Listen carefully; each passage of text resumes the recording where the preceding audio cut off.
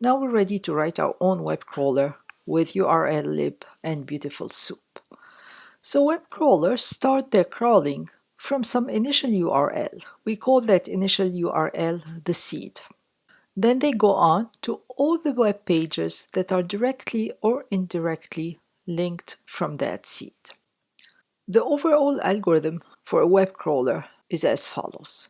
We maintain a set of URLs to be crawled. We add the seed to that set, and then we select a URL that has not yet been crawled.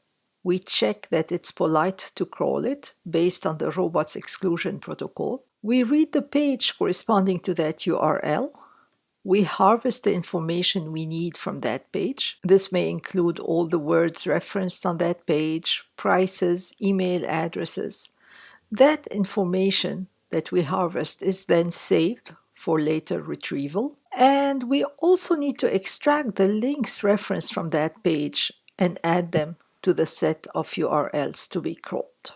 And we repeat this until there are no more URLs to crawl, until our set is empty. For our example, let's crawl the web to look for Spartans. And here's our crawler program. It contains 3 helper functions and then a main function. In the main function, we are specifying a seed, which of course could be a constant here, and we are specifying a search term, and our search term here is Spartan.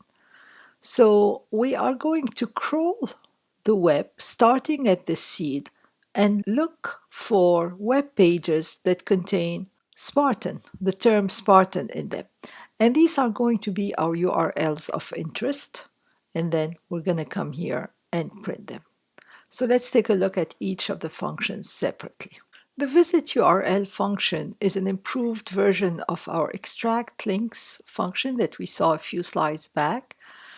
Here, in addition to returning the absolute links, we are also returning the text. We are invoking the getText method on our soup object so that we can also return the visible content of that URL. So we're interested in the text displayed at that web page, and we're interested in the links from that web page. So this function here returns a tuple. The first element of that tuple is the text, and the second element of the tuple is a set containing all the absolute links. So here we do what we did before. We convert the links found on that page to absolute links by calling URL join, and then we return them. This function will return everything we need to know about the URL. It will return the text and the links. And this is our OK to crawl function. This is the function that determines whether it's OK for us to crawl the specified URL. So this function expects an absolute URL. That's important to know. The function parses the URL given and constructs the corresponding robots.txt URL name. So it needs the scheme and it needs a host name. And then it puts the scheme, the host name, and then robots.txt together using URL join to obtain the name of the robots.txt file corresponding to that domain. Then it uses the user agent given by URL opener version to pass it to the rp.canFetch method here. And the return value from rp.canFetch will be true if it's if it's polite to crawl the URL, or false if it's not polite, and then we won't crawl it. Here's our main crawl function. It takes 2 arguments, the seed, which is the seed URL we're starting our crawling at, and the search term. And the search term is that term we're looking for. In this case, it's Spartan. Now, we are going to crawl the web, starting at the seed, and then looking for URLs that contain at least one reference to the search term. So this function will return a set of strings.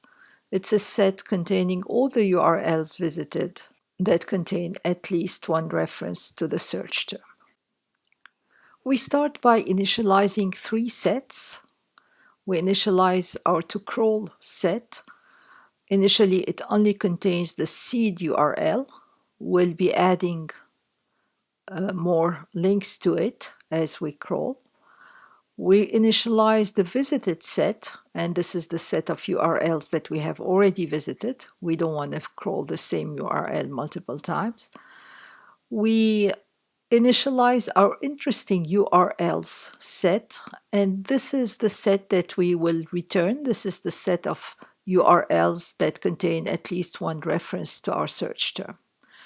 We'll also initialize a URL count. We don't want our crawler here to go on forever crawling the web, so I'm going to limit crawling to 30 URLs. We stop after that, and this number could be higher.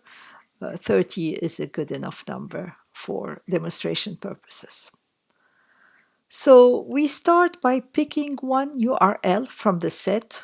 Pop will just take one URL randomly. The order here is not important. So we take one URL. We check that this is not a link to PDF or to a JPEG file. We want to skip images. We want to skip PDF files. These are not interesting to us. So we filter them out. And we also don't want to visit the same URL more than once. So we check if we have visited that URL before. And if we have not, we add the URL to our visited set. We check that it's polite to crawl it. So we call OK to crawl here. If it is polite to crawl it, then we call visit URL on that URL. And result here is none if there was some error. Otherwise, the result is a tuple. It contains the visible text and the new URLs that were found on that page. So these new URLs here is a set of absolute URLs that were found on this web page that we just visited. So we need to add these new URLs to our current to crawl set. So we do that using set union. Here we are computing the union of two sets. We're saving the result into crawl. And we are incrementing our URL count by 1 because that's one more URL we have visited and we have crawled. Remember, our limit is going to be 30 here. And then now we have the text. We can search in that text for our search term.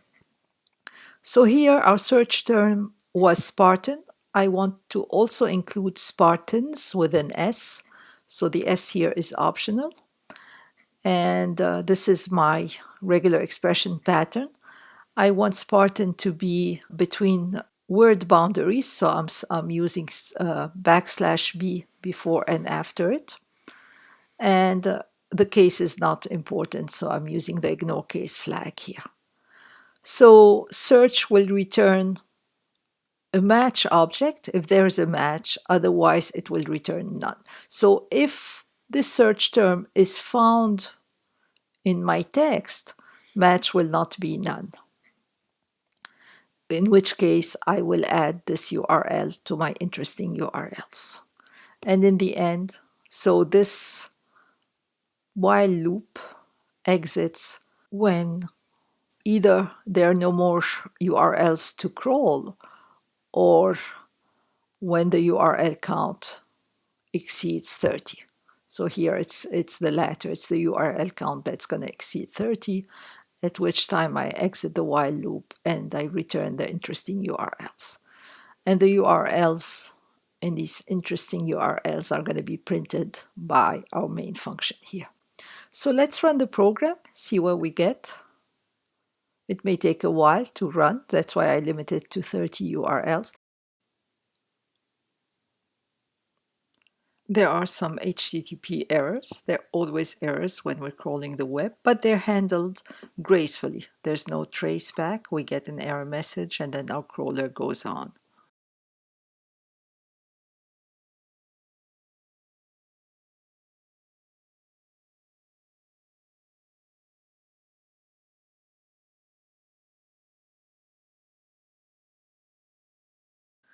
And here are our URLs of interest. They are all reachable from the seed. They are all SJSU URLs. And they also must contain the search term. So let's try one of them. And here is sjsu.edu IT. Let's look for Spartan here. And let me just do a find on Spartan.